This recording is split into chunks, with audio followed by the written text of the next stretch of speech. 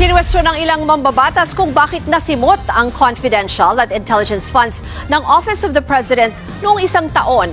Pero hindi naman daw nagagamit lahat ng regular budget ng opisina. Narito ang Express Report ni Marian Enriquez.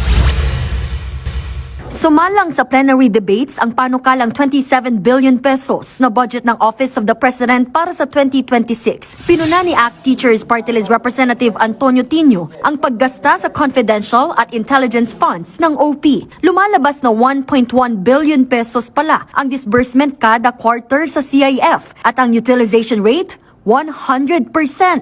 Ni isang kusing ay walang natitira po sa cash disbursements. Every single peso is spent. Does the sponsor confirm na quarterly wala po ni isang butal, ni isang sentimo, ni isang piso na natitira? Ubus po lahat ito. Mr. Speaker, Honorable Colleague, tama po yun. Efficient po ang pag-utilize ng Office of the President ng pondong ito. 4.5 billion pesos ang hinihinging CIF ng OP. Kasunod nito, tinanong ni Tino kung ganito rin ba ang siste sa regular na budget ng OP.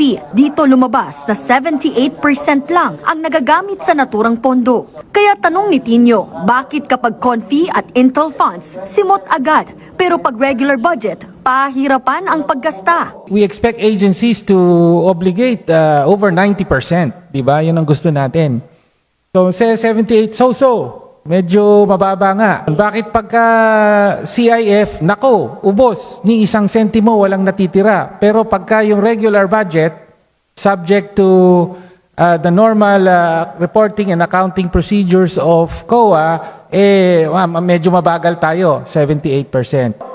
Sagot naman dyan ng sponsor ng OP budget na si Bataan Representative Albert Garcia. Alam naman po natin na yung regular budget, ang dami pong factors at marami rin pong components. May personal services, MOE, at capital outlay. Kaya considering these numbers, isa na po ito sa pinakamataas na obligation rate at disbursement sa executive offices or agencies, Mr. Speaker.